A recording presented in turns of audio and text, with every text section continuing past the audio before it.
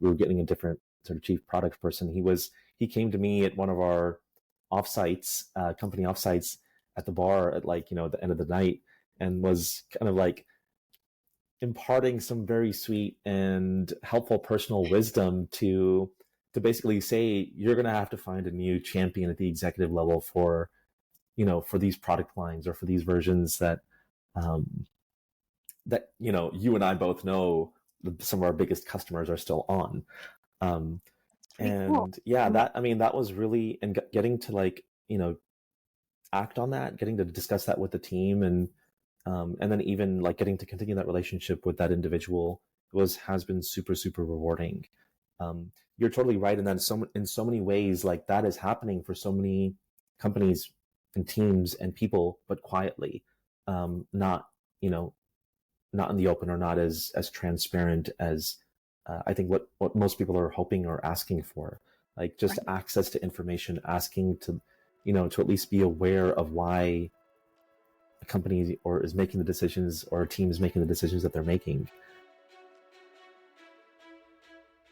This is Epochal Growth, a growth support podcast.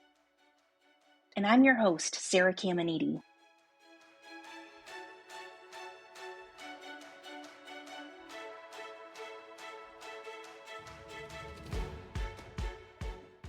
Hi, welcome back. What a great episode to jump into if this is your first one. If this is your 7th, I'm so happy that you're here. If you haven't followed the podcast, please do. They should be coming out on Tuesdays if I can get things edited in the right amount of time. But when they do come out, if you do follow the podcast on Apple or Spotify, it will notify you with a little cool announcement. Did you also know that they have ratings for podcasts? I was not aware of this until recently. You can rate podcasts much like a CSAT, and we all know how much I detest CSATs. But today's episode is really cool. Today is a bit of a blast from the past. It is with Srajan. He is working over at Placer right now and doing some really cool things.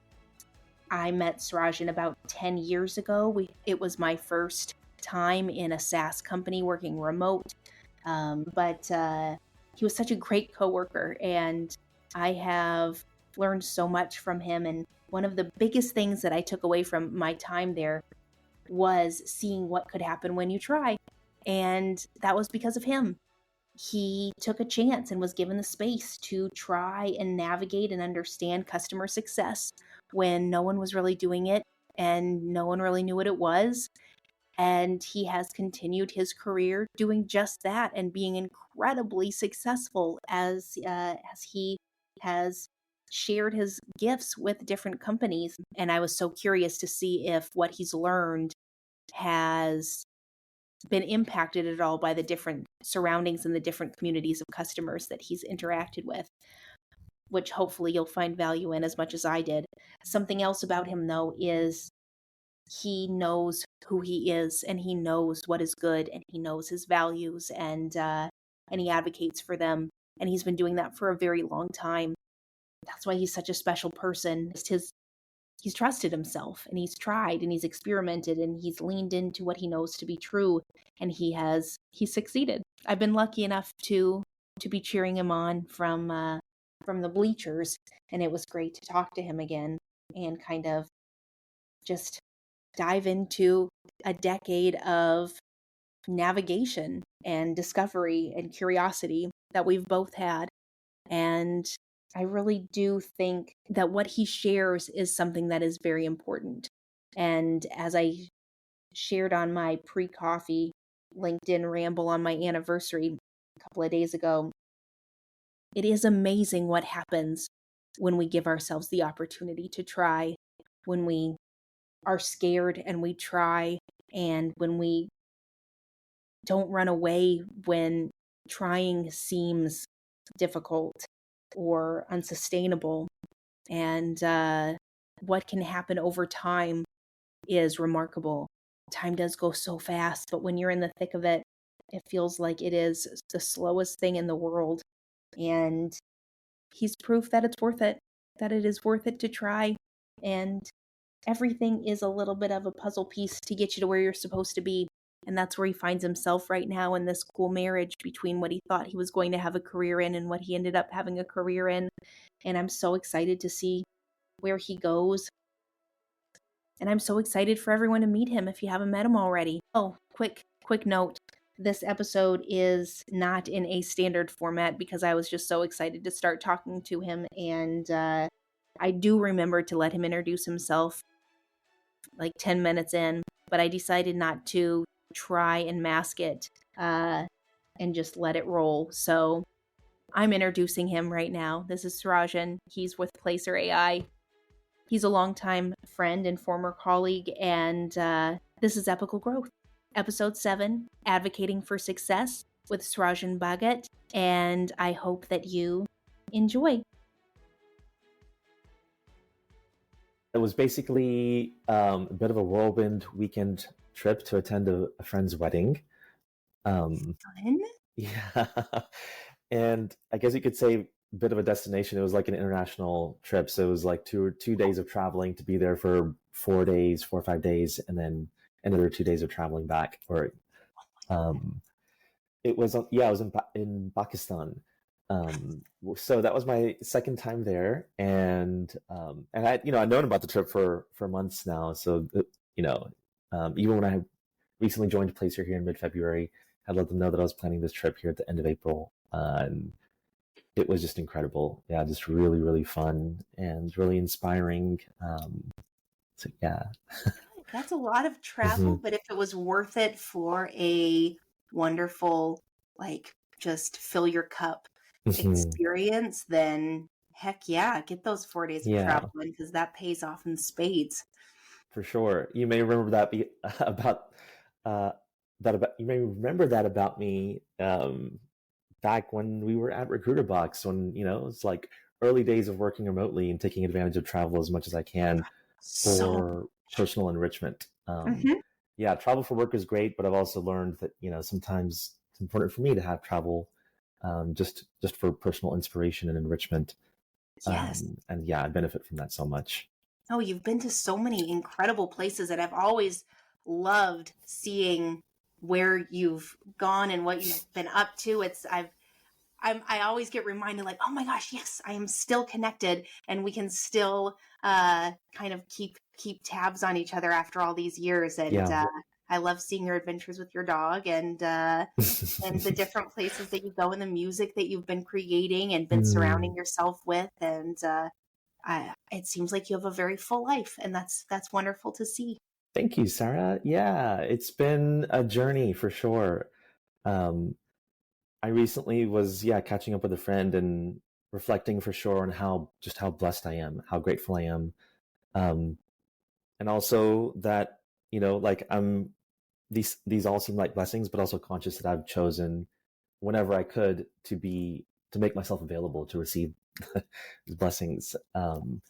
And likewise, it's been amazing to stay connected with you and see your growing family and you doing, congratulations on the big announcement, seeing the collaboration and, the contributions you had to the community have just been amazing. So it's been really great to follow as well. Thank you. This has been such a strange and wonderful and just overwhelming, like, with gratitude from the community, for the community these past couple of months. It's not, I mean, you've known me for almost a decade, and I am not put myself in the public space. I'm a much quieter contributor, and this sort of response has been pretty incredible and moving, for lack of a better word. Like, I catch myself getting emotional thinking about this journey, because it just goes to show what happens when you actually do give yourself that space, like you do, to just invite this into your life and see what happens. And it's scary at first, but the more you do it, it's like a muscle. It's, no, I want to be connected to these people. I want to share what I know to be true, and and the reasons why and the values that I hold and how they've benefited me over the years. And it's empowering. It's Yeah. cool. It's also you're so deserving of it. And yeah, it's really interesting. Here's another like kind of anecdote. Like in the context of music, I was recently I have this music teacher that I was traveling with, right? Like Mm-hmm. this I is remember that. Yes. his family's wedding that he very graciously invited me to. Um, and I was catching up with his daughter, and she was kind of sharing with me how in that world, particularly for musicians, um, it can be like a race, like everyone else you meet is kind of a competitor. And Yeah. it's the same somewhat in the professional world, where when you're applying for jobs or, you're working, like, it's easy to, people call it a rat race. It's easy to feel like, um,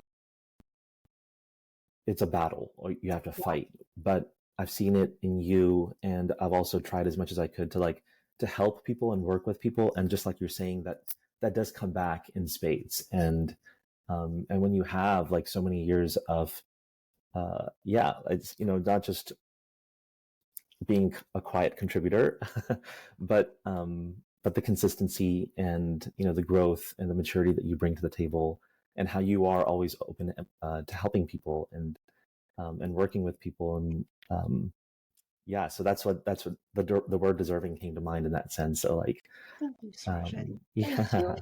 That's so lovely for you to say, and thank you. It's people like you that are in this space with me that make me want to do it loudly or quietly, and it makes it easy to be open to it and to be intentional with my time. And because the people that I get to work with, the support community, is such an incredibly intelligent and just generous group of people that have the power to make change in ways that I hope my kids will be able to feel the benefits for. That's wonderful. Yeah. Yeah, I love that perspective. But like, think about what we do. Like, think about our purpose in our career is to help others be successful. Like, the root of what we do, we find problems to solve for others, whether they present themselves directly or we notice them based on reading between the lines. We are quick on our feet, and we have to be inclusive, and we have to be patient, and also be ready to try things in many different ways, but in a sense of, it's not personal. This is what worked for one person may not work for the next. It doesn't mean either is the right way. And that approach to leadership and businesses and connection and community is what it takes to build something that has meaning. For sure, at any scale. I mean, I've been reflecting on this a little bit, like having worked at some small startups that are, seed, Series A, and then sort of mid stage, and then here being at this is the largest company private company that I've worked for. Places like around 800 people, and the whole customer success department is like bigger than some companies I've worked at before. But and here I'm specifically in a they've kind of divided up their entire go to market for for I guess for pre-sales, sales, and customer success. Support is across the board, but for those three functions by vertical, by use case. Okay. So Placer was kind of born in the commercial real estate world, but has branched out now to different like financial services or consumer packaged goods, civic. I work specifically in the civic segment, only with like cities and counties or That's very cool. chambers of commerces using so reflecting. But at the end of the day, whether it is a B2B or B2G or B2C, it's like a human to human interaction. And what you were saying earlier about like really just understanding that person, what it's like to be in their shoes, understanding their problems and how to help them, really, right? It's it's probably the same for you, but it's really like we like to position myself as an extension of their team, really to be there for them. That's at the end of the day, that's that's what is the partnership and the relationships is about. It's true. And sure, like from a technical perspective, in a perfect world and with a perfect product, we may not need a human, but I don't know if we'll ever get to that day. So the human to human is at the end of the, to me, that's one of the things I've enjoyed the most about being in customer facing roles is to get to work with other humans and get to help them. Um, Yes, I mhm, agree. And even if there is a perfect product, if a company decides to remove the opportunity for conversation, then they are mhm, removing the opportunity for growth. Because even if something 100%. is perfect, like Mhm, I don't want to talk to a bot. I don't want to mhm, throw things into the universe and not know if anyone's actually going to care to look at it. 100%. That's pretty much been my immediate reaction as well to to get to or not to get to talk to a human is to always want to talk to a human. Yeah. Yeah, 100. I fully agree with you there.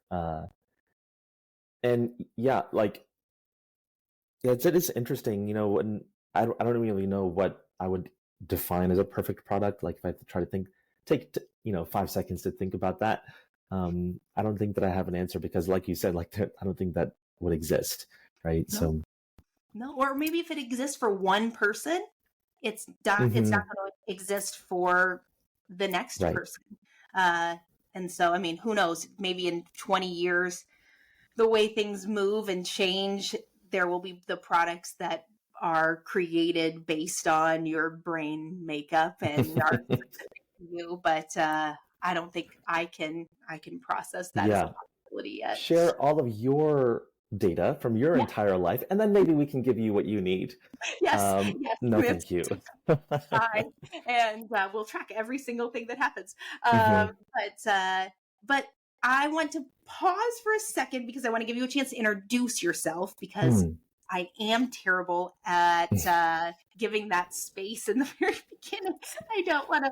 I don't want to miss it. Well, for an old colleague, an old friend, maybe it's like easier to kind of jump in to catch It is. up. Since I feel like we've barely gotten that chance also in the last many years. So yeah, Yeah. um, That's why I was so excited for this call. It was I've been looking forward to it so much because it truly has been. I mean, it was what like I don't know, it was like right around when I got married. It was when I moved to Louisville when I was hmm, at Recruiter Box, and that was when I got my dog. My dog is 7, and so wow, yeah, yeah. Gosh, yeah, it's been a journey, right? Like to introduce, in a nutshell, what I can say about myself is I've worked in various customer facing roles for a handful of startups, in the last decade. My roots are, a big reason why I'm excited to be here, as I was saying earlier, are in the civic space. I started um, out of college working for the city of Austin in their watershed protection department, um, and then worked briefly for the state division, the Texas Commission on Environmental Quality, again in their water quality management program, which I thought was going to be my dream job. With a degree in environmental science, that's what I yep. was excited to do. But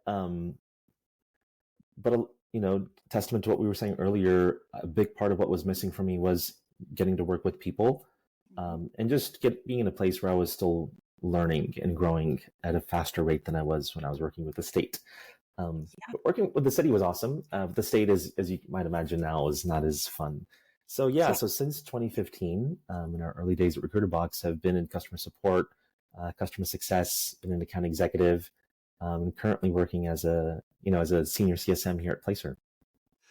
You've had quite a journey, and it's something that I've actually gone back and reflected on often. Seeing your growth at Recruiter Box was very inspiring, and it said a lot about the possibilities if you if you allow yourself the space in a Hmm. startup to be your own advocate and also be open to experimentation and something new. I don't know if you want to dive into how that all started, but when I joined Recruiter Box, you were a customer support person, Mhm. and you were what, like the second support person, I believe, right? With Chelsea. Yeah, Chelsea and I were hired like within a week or two of each other. So we Yeah, both started right around the same time. yeah, I didn't realize it was that close. Yeah, you're right. Hmm. It was. And she's still with the company, which is Hmm.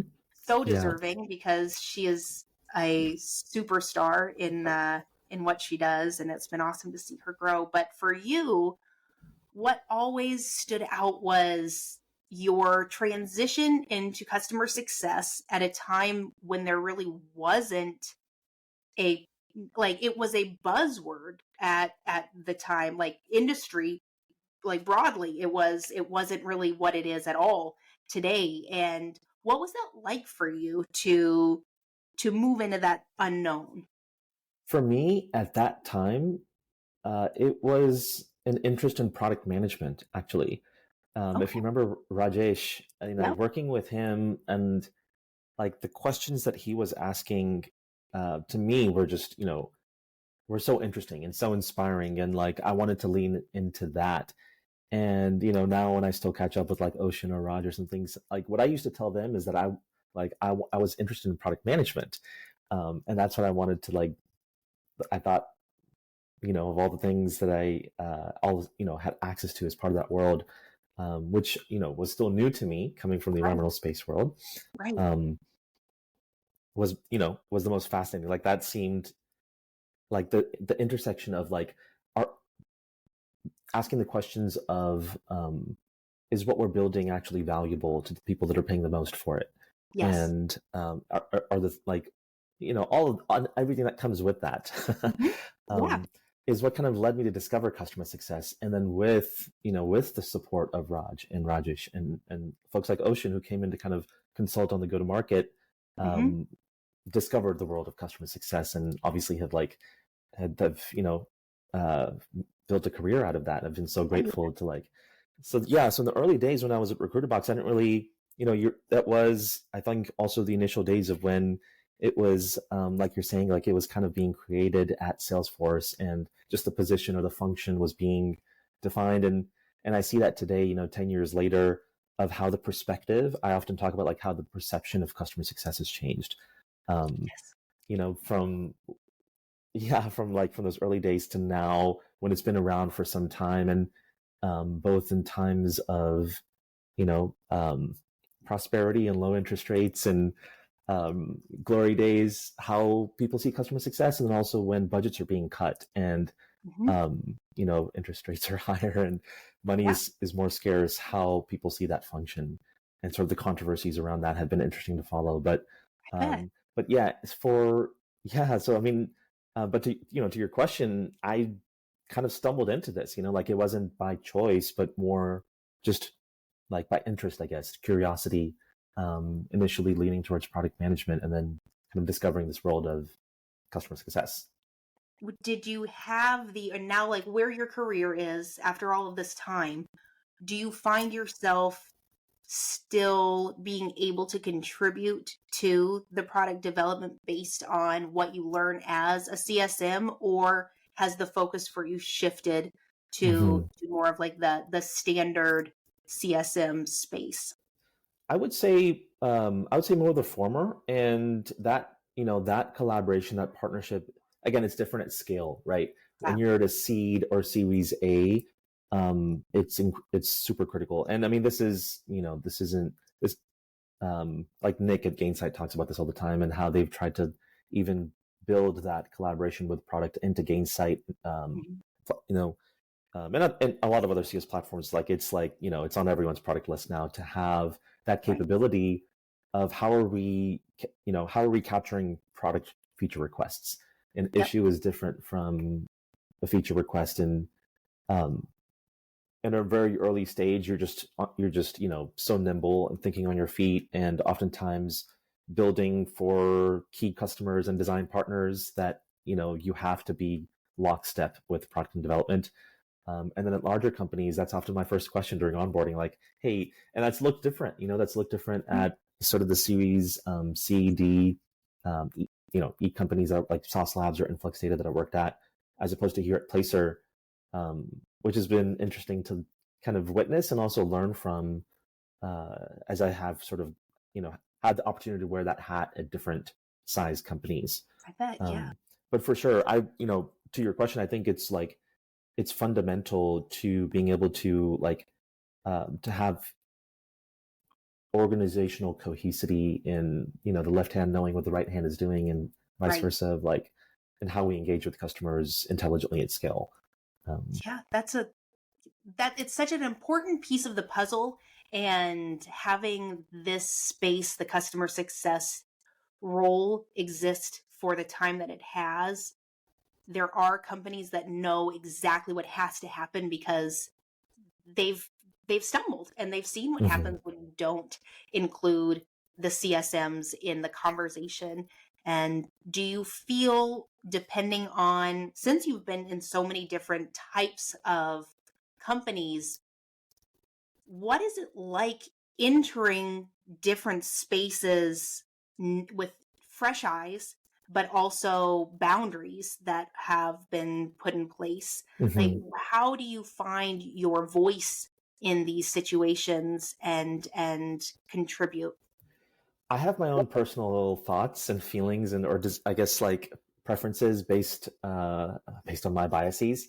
But I think what I'm looking for is really what's appropriate for the community around the customers and various segments of customers, like particularly at Sauce and Influx, which were sort of this in the world of developer tools. These were open source products that had been commercialized, and we were selling, working with enterprises.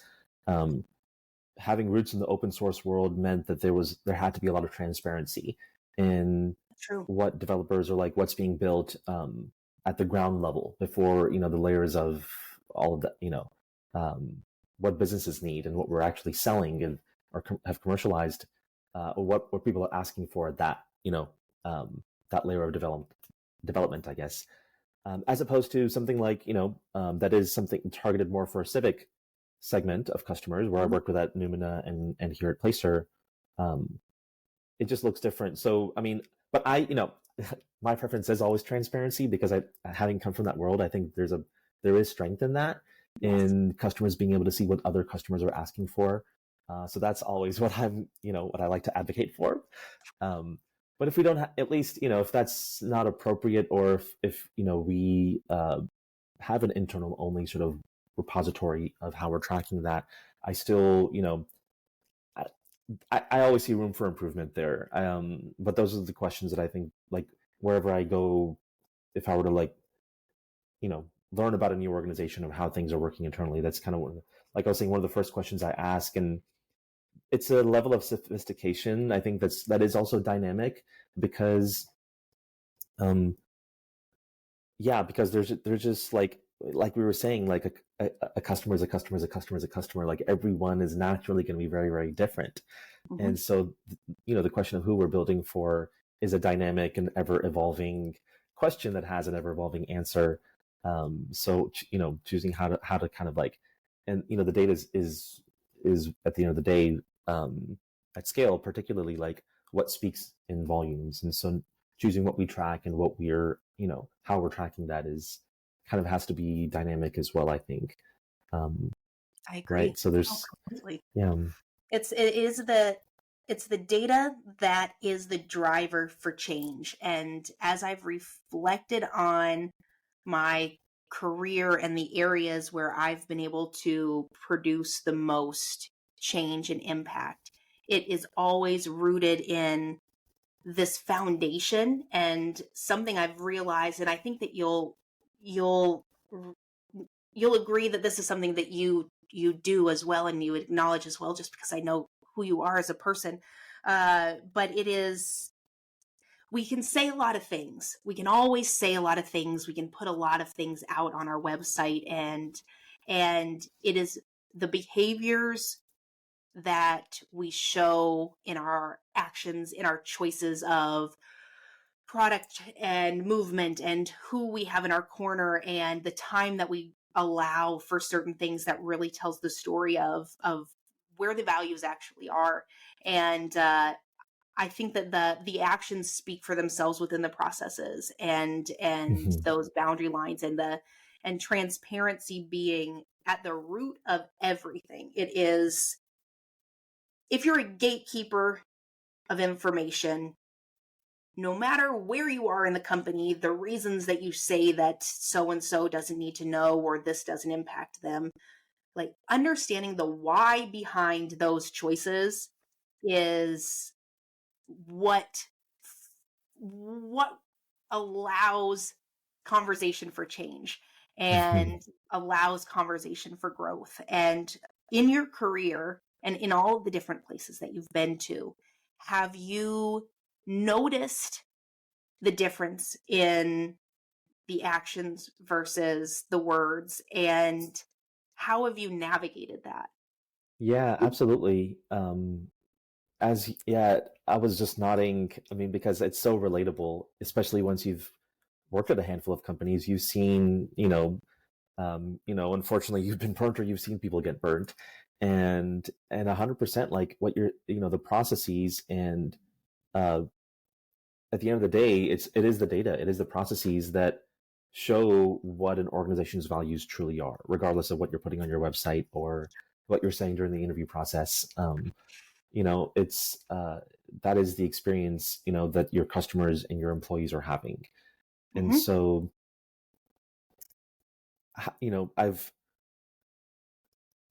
I think that's why I lean for transparency, is because it forces, it really, uh, whoever is making the decisions, it's kind of forcing their hand to like expose their thoughts on the why and force, growth, whether it's comfortable or uncomfortable.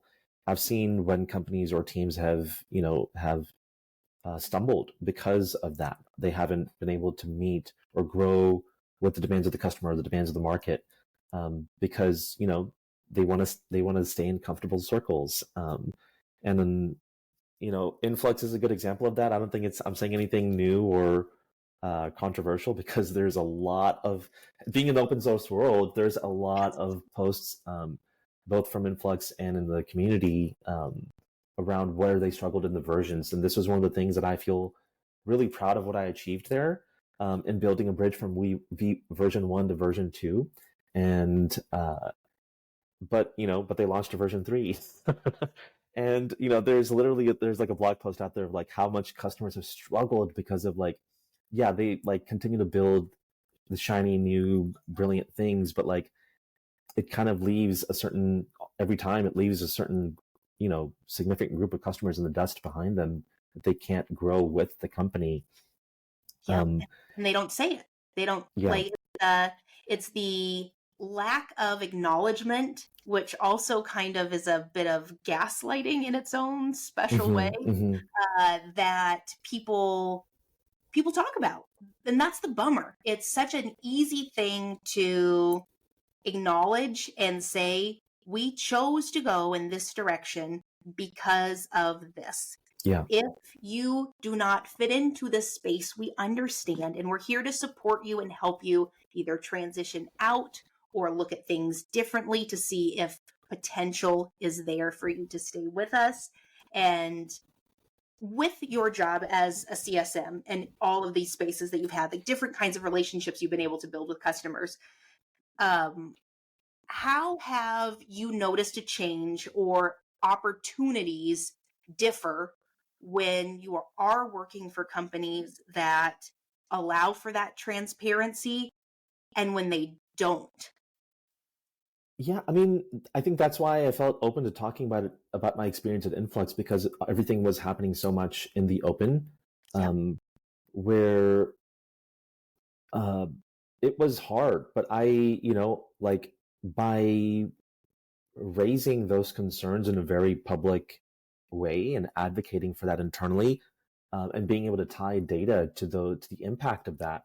Mm-hmm. um, I think that's, honestly, I think that's a lot of what gave me the opportunity to step up from an individual CSM role to a position of leadership there, uh, Yeah. is because of I guess my investment in not leaving those customers behind. I mean, that was, I don't know, like it seems maybe sometimes obvious to think that the people that are making the decisions are asking these questions of like, what is the impact? But sometimes it's not that obvious, and you have to like push to ask the obvious questions and get an answer for that, or at least get clarity. And when I did, I mean, their decisions changed. They invested in building a bridge. Helping building a migration tool to really allow those customers to reap the advantages of everything that our product and development teams were working on. That was really, I think there was a significant impact there, but unfortunately, it seems like that lesson wasn't learned at an organizational level because that trend has continued. Since and that company has definitely struggled. There are new upstarts now in the market, and they've also changed their entire go-to-market strategy. I give them a lot of kudos. I mean, there's a lot of things that they're doing well, but they definitely have changed their, their strategic direction in how they're working to support those customers. And it's pretty cool, though. I mean, as crappy as it is that they did not stick with what was obviously working, but for you as someone that was able to make change and you trusted yourself and you became an advocate and gave you what you needed to step into what is one of the most deserving spaces for you to lead, because you are someone that people need to learn from. But to be able to reflect on it and have the proof of this is what happens when we try it this way and then we fix it this way, and this is what happens when we stop. That's rare. Like you have all of those situations in your head when you leave a company of this is going to happen. This is going to happen because of this. And a lot of times it does, but quietly, or it's a trickle and it's over the course of years and things ebb and flow, and you don't have that direct correlation between something you fought for and what happened when no one was fighting for it anymore. Yeah. And do you allow yourself like the opportunity to sit on that and just be so proud of yourself for what you've done and the proof of what your advocacy can do to a company? Thank you so much for saying that, Sarah. Yeah, it's been, I think in that role in particular, it was really, really rewarding because I got to build a team, and I got to build like relationships from that position of leadership where it's different being a team lead or like leading a project versus leading people, and really being in a position to advocate for those people internally as well. And even on the other end, like building relationships with executives, the chief product person at that time, not an always easy guy to work with. And, initially, like I had asked questions in public forums where he had just said a hard no.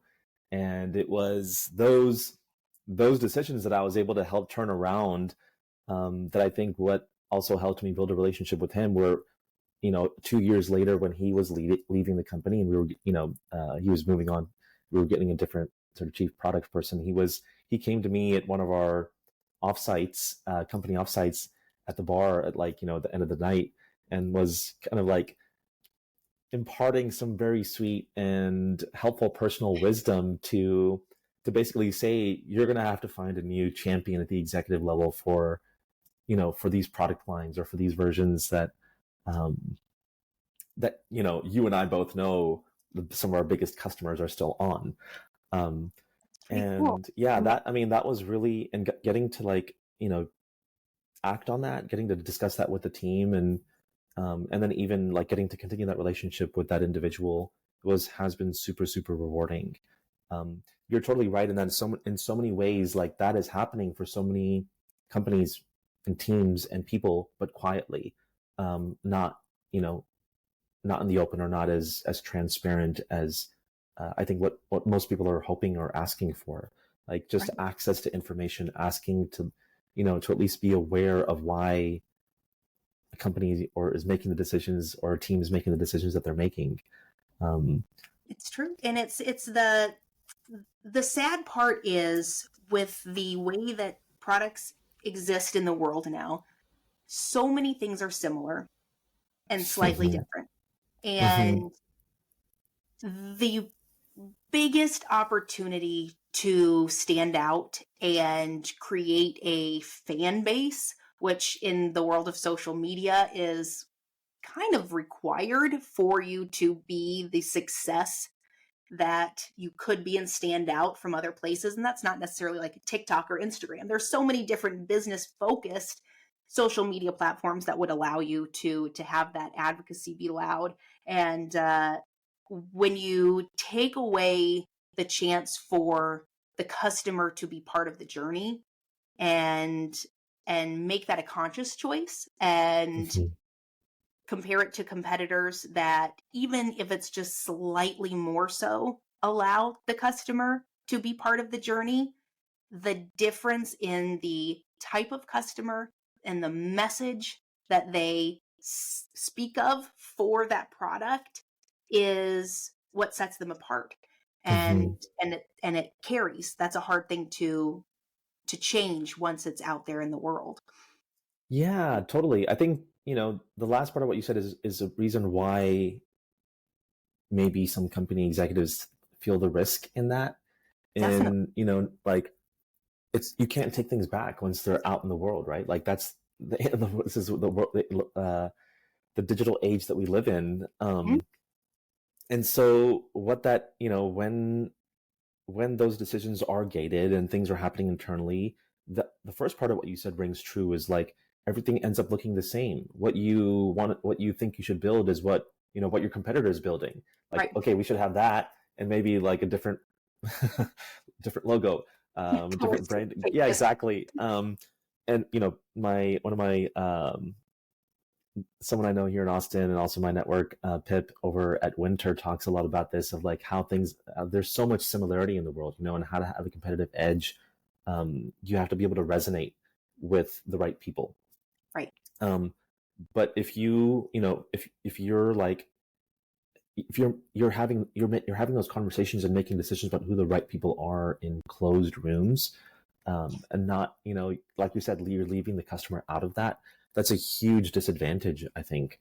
Um, so yeah, I mean, I've always advocated for that level of transparency, and it's a spectrum, right? Like it's not black or white. So if you are on that journey, to always ask, you know, like uh, how to include that perspective at each step of the decision making process.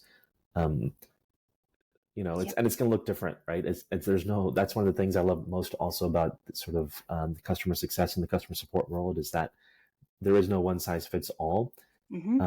There is sort of a standard of excellence, so you can say, of like what, how humans want to be helped, how humans want to interact Right. with each other. But beyond that, there is so much that's specific to that customer's journey and the product, and um, what that experience is actually like. Um, That is the purpose of skilled professionals within this customer space, because once you are able to tap into that exact thing of, I know what people need to reach stage one, and mhm, like the bare bones, I know how to speak respectfully, I know how to engage in a way that makes them feel safe to ask questions. um, but beyond that, you have to remove yourself completely from it and instead just look at the person and be the person for a second and let them kind of guide you of to see what's possible. um, mhm, and how has that, because now that you've changed into different roles of leadership and you're building teams, I am so interested to know how you approach this with just building a team and the type of foundation with your team and how that has changed the way that you look at this space and this role and the opportunities? There's it's a really good question, and I don't know if I have the right or perfect answer, but the one thing I keep coming back to is to try to remove my biases as much as possible on an ongoing basis, because I know that with with age comes experience, but also like biases, and I want to make sure that I'm also continuing to learn and continuing to challenge myself to grow, and educate myself on things, like what does it mean to be a professional? I think I know, but I'm probably really influenced by sort of this Western world that I've been educated and I've grown up in. Yeah. And so when it comes to like building teams or building a process, to be able to you know to tie to the impact that it has to a business or to an organization. I want to be as dynamic and as flexible as the customer base or the segment that we're working with, and I've seen that particularly here at Placer at scale. There's a lot of things that are happening very interesting that I've really enjoyed being a part of these last few months here, because they've just been a lot more successful as well than some of these other startups I've worked at, like in terms of the size of the company and Really? revenue. We just announced about a month ago, like Placer crossed 100 million in ARR, which is so often like the kind Wow. of the North Star for growth stage startups. Yeah. And I'm seeing why, like now that I'm here and I'm past the onboarding period, past the honeymoon period, beginning to work with accounts now for the last 6 weeks or so, getting new ones every week. That I'm super happy and excited to begin engaging with. It's been really awesome to see how many things you're doing right. And while there's always room for growth, and again, like this sort of the segmentation internally by vertical, by use case has been super helpful in being able to advocate for the groups of customers, the major sort of chunks of how maybe we can start categorizing use cases. And at the end of the day, being a data platform, like it's really up to the customer what they do with the data, the stories that they tell with the data, that makes the product. It's different, right? For someone in commercial real estate that's a broker versus like a director of community development at a small town in Texas. And yeah, so it's been really interesting to see like the people, and Placer's done a great job of also like hiring people that have either civic or real estate experience. And in my case, I haven't worked really in the commercial real estate world, but I did work in the civic world. Yep. And I've seen how diligent and strict they are about, like for someone in customer success to know what it's like, even if not specifically in economic development or urban planning, but still to know, to be able to really understand what it's like to be in their shoes. Yes. So that, I really appreciate that decision from Placer's executive level. And in a similar way, at Influx Data, for example, I would always advocate for, the profile that we were hiring for to not necessarily be someone that was formerly a developer, but someone that just understood the impact, what it's like to be, this has been a point of controversy, I think, especially in customer success, of like, for technical products, should there be technical CSMs? And then what is the difference between a CSM and a technical account manager? And like all these. Think about it. Yeah, like I was saying earlier, I mean, I always vouched for like at the end of the day, so again, I may, these are kind of broad statements that are not 100% true or applicable, but like, I don't think we need to have hands on keyboard like coders as CSMs. Like, as much as you can do and understand as part of that experience is probably helpful for your job. And similarly, like when I was at Sauce Labs, I got and add, sort of like a Scrum certification, just to be able to understand what it's like in the day shoes of the developers and quality assurance and the testers that we were working with. But it's not critical, really. Like at the end of the day, the function that we were building, it was not critical for that individual to really be able to code, Yes. or to be technical enough to be able to code. So that was my position, and then what I advocated for in the profile that we were hiring for. But like I was saying earlier, like whether it's whatever company I've worked at, I've tried to work backwards from the customer experience and like really the experience that we're building as well, right? And that has to be dynamic and that can change. So being open to being told that I'm wrong, or to like have that role continue to grow with the customers that we see coming in and that we're growing with. But yeah, at the end of the day, the thing I always came back to was whether I'm bringing a bias to it, and how, like, what I need to learn about our customers, about the customers that we're targeting, about the customers that we're growing with, and where the gaps are internally, right? At the end of the day, if we could instrument that customer experience, starting from when they're, a lead to a prospect to a customer to a growing customer or a churned customer, and the data that we're tracking, like what are the gaps in that, in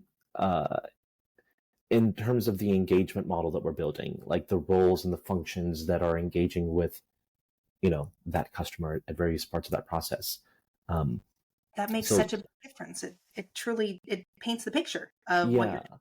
And like reading some of what what you had on your website on Epochal Growth, I think one of the things that resonated most with me was like your call for clarity, because when there is confusion or lack of clarity on that process, who's supposed to be doing what, when, where, how, like that is when that's when it's not clear, like, and people are going off of their sort of their own biased experience of what someone in support is supposed to be doing, or what is a CSM supposed to be doing, or when is, like, who, it is the most frustrating part of any job. I mean, it's not industry specific. This happens everywhere where there is either a lack of time, a lack of opportunity to devote to really thinking things fully, the assumptions that roll into it, or this will figure itself out. And within the customer focused departments, especially, there is a long history of they'll figure it out, and we are left to pick up the pieces. And that was one of the biggest drivers for myself in being able to build the customer experience function within a company. Of there's no reason not to define it. Like, any excuse that you give is you saying that you don't value the act of this to be completed correctly enough to spend a half an hour brainstorming on a way to make this clear. And with customer success, with support, with how it interacts with technical pieces to the puzzle, if you don't know where someone's boundary line is and when it needs to be passed on to someone else, the only person that really suffers is the customer. Yeah. Because they don't get what they need when they need it. And it's silly. Yes. And that's, I think, what has led to also the, unfortunate experience of like entire teams being laid off, because all of a sudden the executives are like, well, why do we have this team if this other team is supposed to be doing functions ABC? Like, if there's overlap, get rid of the other team. And it's that, like, that lack of clarity that's so unfortunate, because like you're saying, the customer suffers, and in times of when budgets being cut and money being more scarce, like it's entire teams or individuals like that are really feeling the impact of poor organizational, direction or planning. Yes. That I really liked what you said, like about there's no reason not to have that clarity. Like for me, I remember when I was at Influx, there was this question of should we have technical account managers? Like someone asked that question, and there wasn't my position was essentially like there's no right or wrong answer. It just depends on if we do. Let's get clear on what they're supposed to do. I mean, there's plenty of work to be done. Sure, we can have someone that's called a TAM, but like at the end of the day, it's not critical to what we're building. There's other strategies that we can take to accomplish that. But no, I'm not opposed to having a role. Like, sure, like we can have someone in that seat, and this, like, I can immediately think of like 3 or 4 things that they could be really good at, and have like a very specialized kind of function that we could, if we can define and get agreement on, we can hire for and build. Getting that agreement, like I ended up defining that role just to help like play that out. But as you can imagine, like we never got agreement across the board and never ended up hiring for that role.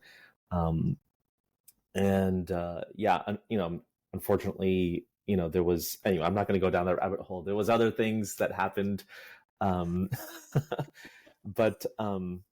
yeah, for the sake of like, for the context of, I think what you're saying of like, really, that's what I meant by instrumenting first, like building the data and defining the experience both internally and externally of, this is what a customer's journey looks like from the outside in and from the inside out of what is our engagement model, who's supposed to be doing what, when, where. I mean, it seems so obvious again to, I think, you and I that have worked on the front lines and have worked with customers, and why I so often I don't want to lead from behind the curtain. I always like working with customers to really understand, and engage with and talk to the humans that we are, that are using our product and that we're selling to. They're just not, customer IDs or organizational names in a CRM, but they're people. It's an opportunity. Yeah. It's an opportunity, and it's a space to, going back to having a technical account manager or not, something I learned moving into a very technical company with zero technical knowledge whatsoever, it was such a benefit. It was a benefit because I was able to see things in a way that a developer or a technical person with this sort of a background wasn't. And I represented a customer, and every employee represents a customer.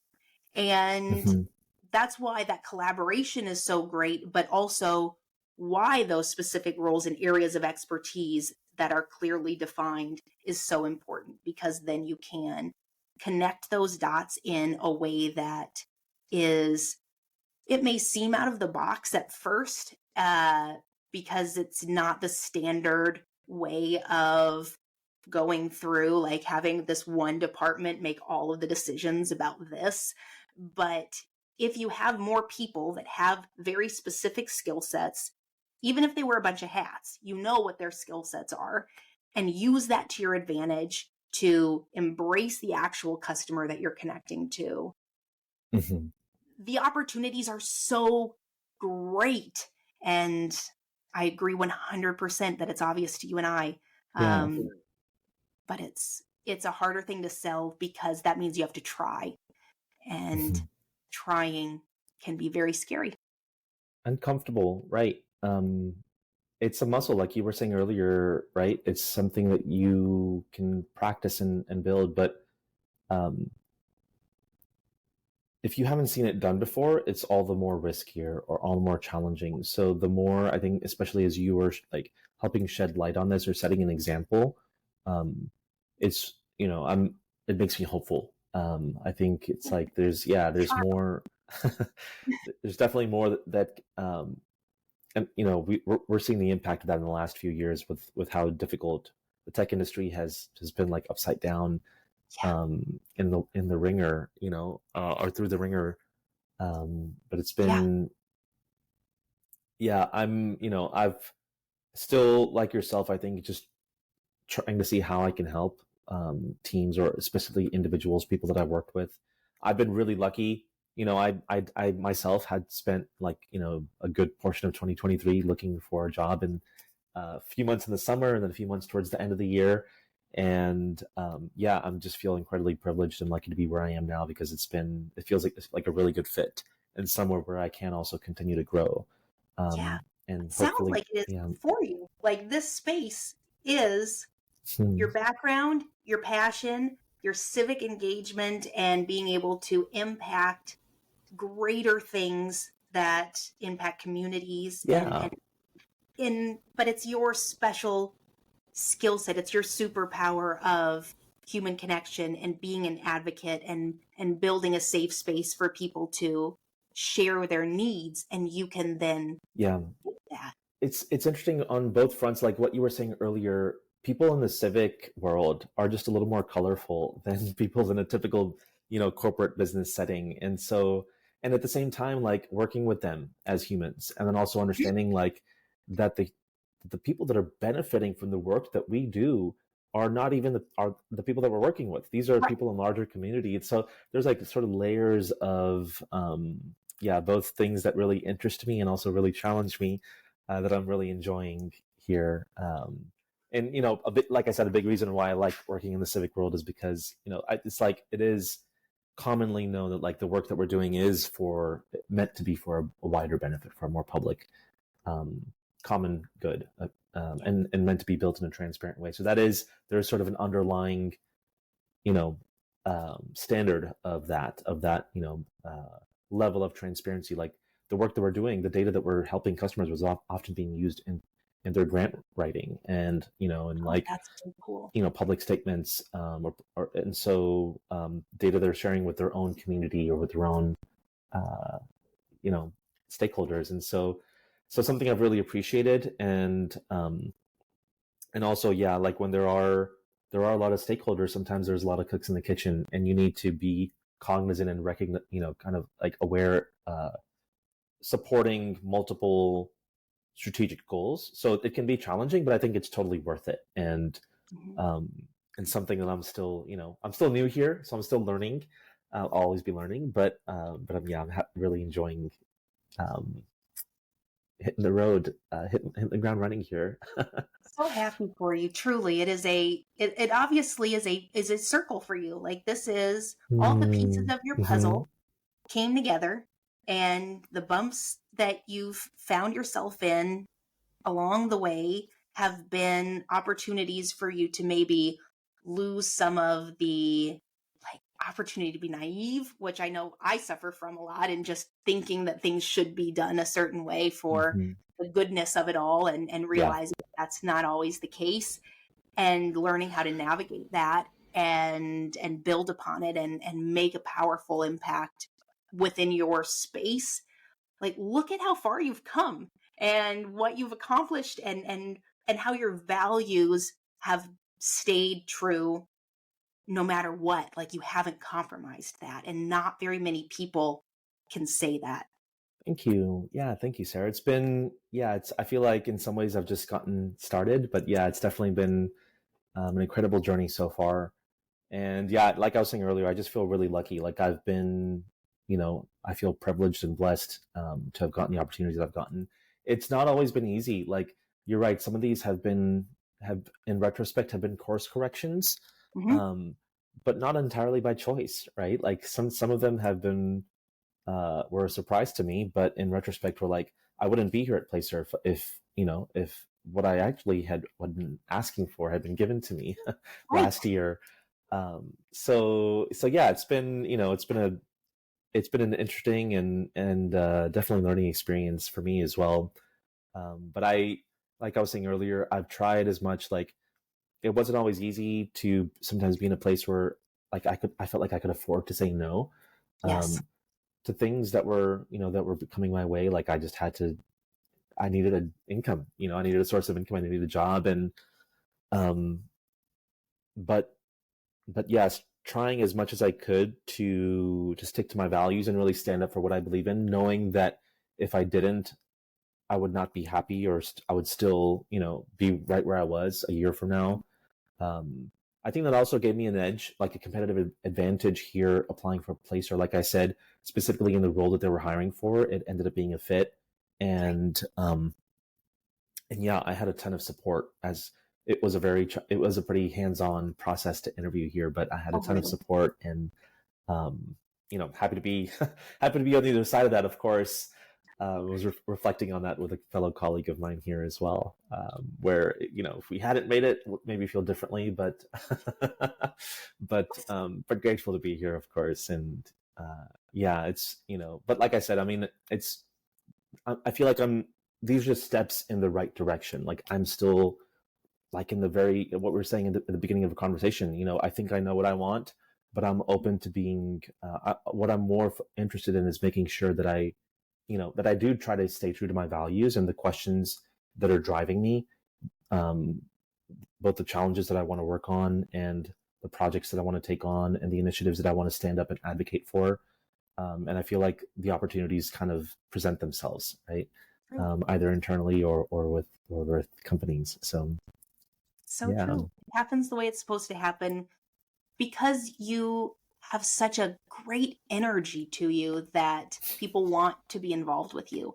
And I know that it probably doesn't always feel that way when you're struggling with where you are or when you're searching for roles, but seeing your journey and your trajectory, it's obvious that when what needs to happen happens, it finds you. And I'm glad that you are where you are. Thank you. You're welcome. So I do like to end these calls by asking a question about your era, because the word epochal means an impactful change that usually ends up resulting in a new epoch or era. And for you personally, what era are you in now, or what era do you see yourself moving into? Yeah, that's a great question. And I think I was just coming back from this trip, honestly, like being in the airplane, you have these profound insights always on these long airplane rides. I felt like both with my work and a bit in my personal world as well, I feel like I'm entering into a new era um, of having achieved a certain level of growth. I feel really driven to be intentional about my commitments to myself, like both in the values that I want to hold true to, my commitment to my health, my commitment to my well-being, the things that I've learned are important for me, to just double down on that. And like this, particularly with this role, I feel like it's a step in maybe even one day in the future working in the civic world again, or working more directly. That's a good point. Yeah, so it's something that I've thought about, and so this kind of feels like a foot in the door in that direction, and a huge opportunity to get to learn from a company that is doing something that for the last 10 years I've worked at startups that have tried to achieve this, and so That must be so cool to see what it actually means to reach this level.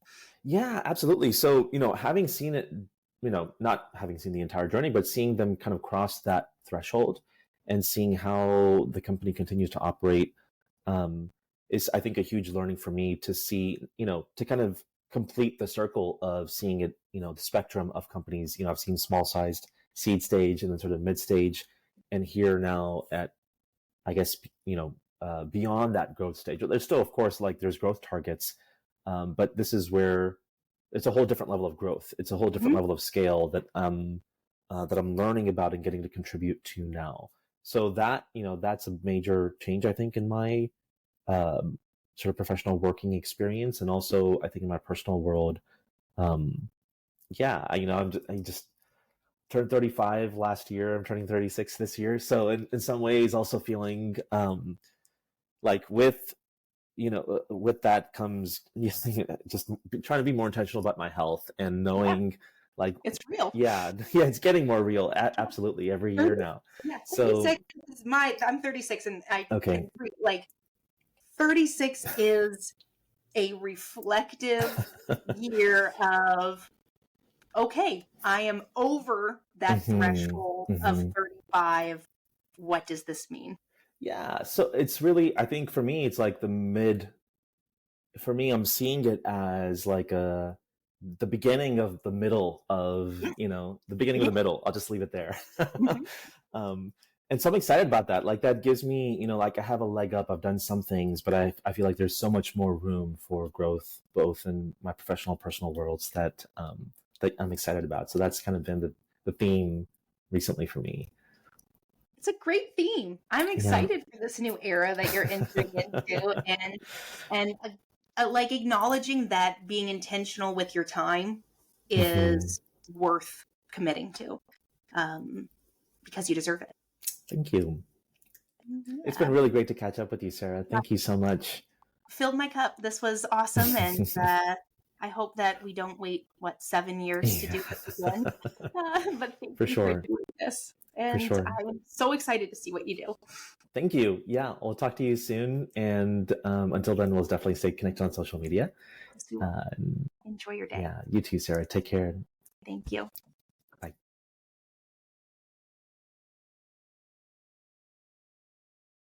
And that's another episode of Epochal Growth. If you haven't had a chance to subscribe, please subscribe to Apple Podcasts, Spotify Podcasts, and you can also find us and subscribe on Growth Support's YouTube page. New episodes are coming every Tuesday. I am Sarah Caminiti. Thank you so much for spending this time with me.